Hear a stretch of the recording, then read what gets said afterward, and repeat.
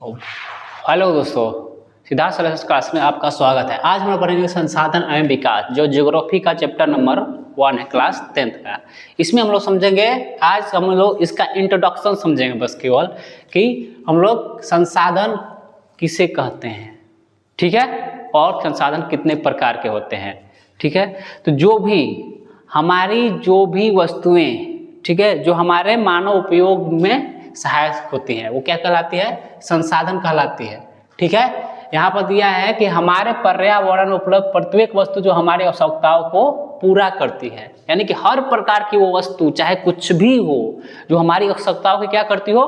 पूरा करती है, वो क्या कहलाती है? संसाधन कहलाती है।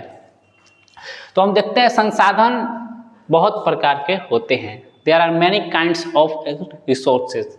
आइए देखते हैं। पहला है उत्पत्ति के आधार पर।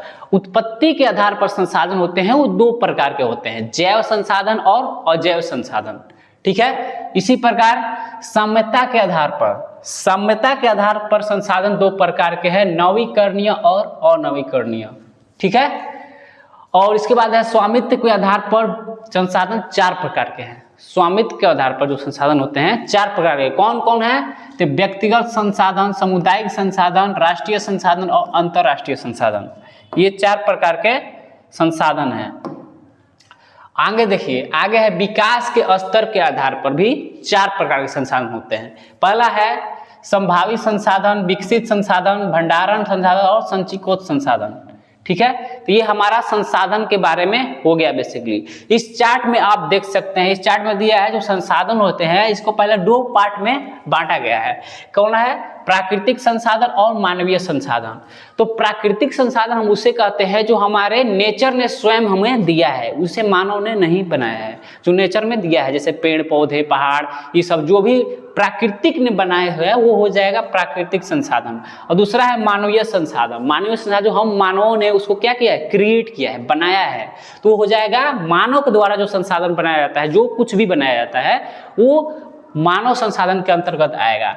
तो जो प्राकृतिक संसाधन है इसको दो टाइप में बांटा गया। कौन है? नवीकरणीय योग्य और अनवीकरणीय योग्य, यानी कि नवीकरणीय और अनवीकरणीय। नवीकरणीय संसाधन वैसे संसाधन होते हैं जिसका यूज करने के बाद हम पुनः उसको यूज कर सकते हैं, ठीक है। जिस संसाधन का यूज हम एक बार करने के बाद पुनः दोबारा हम उसका यूज कर सकते हैं, उसे नवीकरणीय संसाधन कहते हैं। और अनवीकरणीय संसाधन जिसका यूज करने के बाद हम एक बार उसका यूज नहीं कर सकते, उसे अनवीकरणीय संसाधन कहते हैं। जैसे कोयला, डीजल, पेट्रोल, ये सारी चीजें अनवीकरणीय संसाधन हैं, क्योंकि इसका एक बार यूज हो जाने के बाद हम इसका दोबारा प्रयोग नहीं कर सकते हैं, ये खत्म हो जाएगी तो फिर दोबारा देखिए आएगी, तो ये हो जाएगा अनवीकरणीय संसाधन हमारे लिए।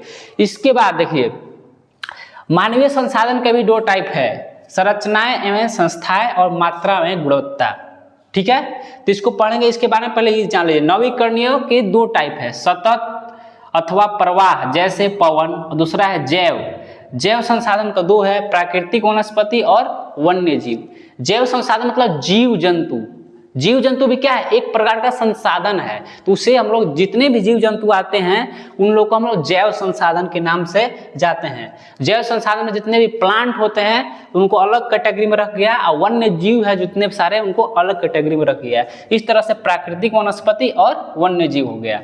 और दूसरा है अनवीकरणीय का दो है, एक पुनः चक्रीय जैसे धातु, और दूसरा है अचक्रीय जैसे जीवाश्म ईंधन। पुनः चक्रीय का मतलब वैसे अनवीकरणीय संसाधन जिसको हम लोग पुनः रिसाइक्लिंग कर सकते हैं, पुनः उसका यूज होने के बाद हम लोग पुनः नया बना सकते हैं, जैसे धातु है, ठीक है, धातु को क्रिएट कर सकते हैं, पुनः नया बना सकते हैं।